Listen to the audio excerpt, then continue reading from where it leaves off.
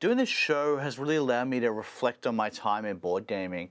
I've been liking nerdy stuff and games and cards for a long time, but it's been in the last 2 years I really shifted from Magic: The Gathering to board games as a sort of primary sort of hobby, as like social hobby.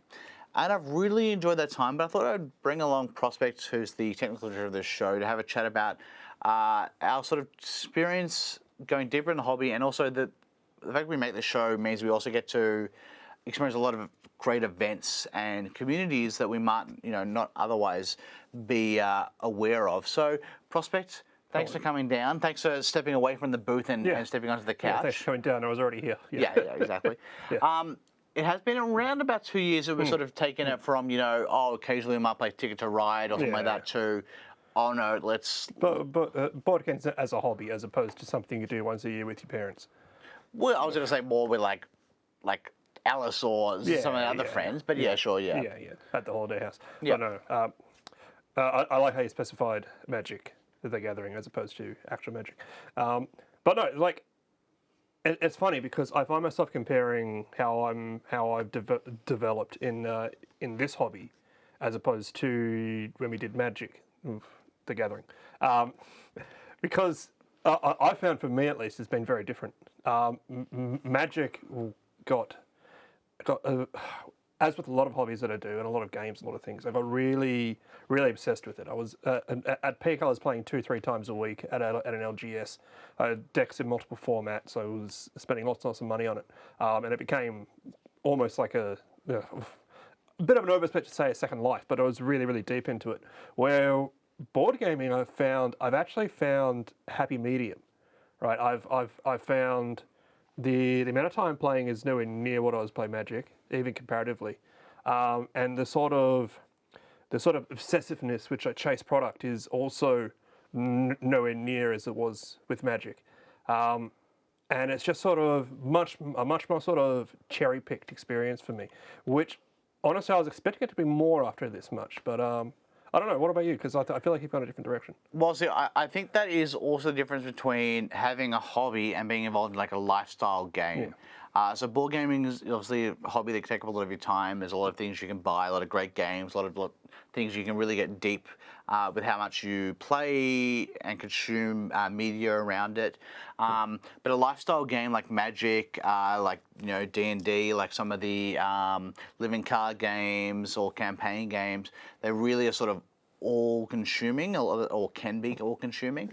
So I played Magic for a long time as well. So it was about 10 years in total, or coming up to about 10 years now.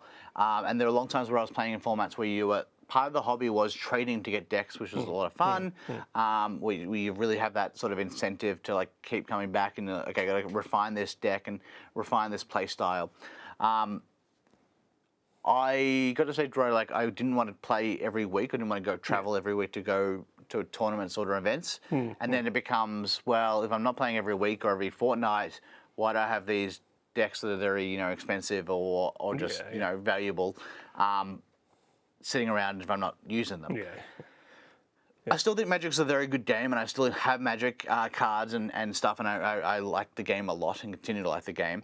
But yes, board gaming I think has moved more interesting, because it's also interesting that generally I was playing at one store for Magic, maybe it was a big tournament or a tournament weekend you'd play somewhere, where obviously a lot of board games are at people's houses, but it's also finding of like, oh, I have multiple different friends groups who like board games, and it's a way to like organize a social catch up that we can't do otherwise because we're all adults on different schedules. But if there's an event or a reason to catch up, it becomes a little bit more of like an incentive.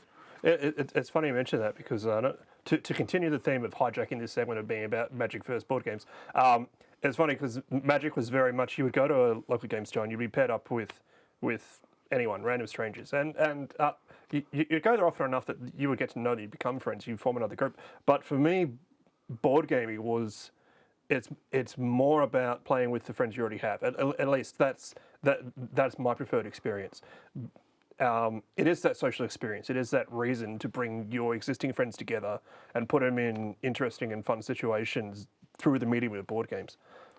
Yeah, I get that, and I do enjoy playing games with friends. I don't mind going to game days where I'm meeting new people, or I think we've both sort of enjoyed the board game barbecue game days Yeah, where very much you know so, they have yeah. like teachers or just random games, and that's also that they're not unique in this, but they've created a pretty good community and lots of game groups and lots of different places do that as well.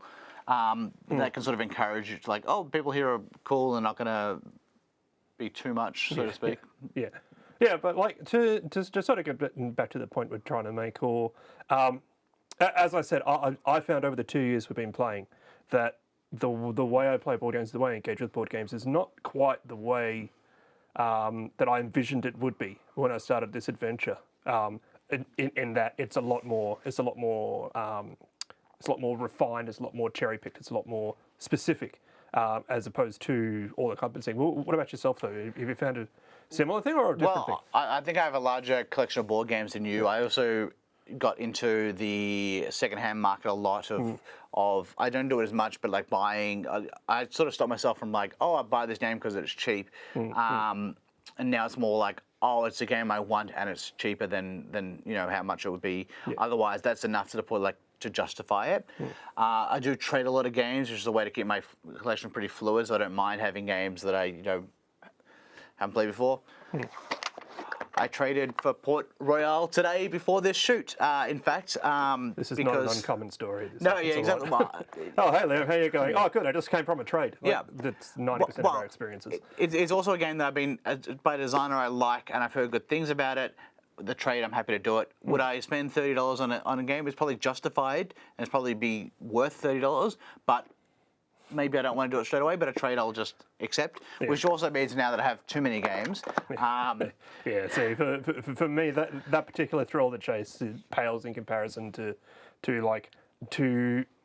finding a board game that is your game, the one that you play a lot, is the one that you really get into. Owning a bunch of games that interest you that you don't play much is less appealing to me, even though I do kind of like the collecting aspect to an extent.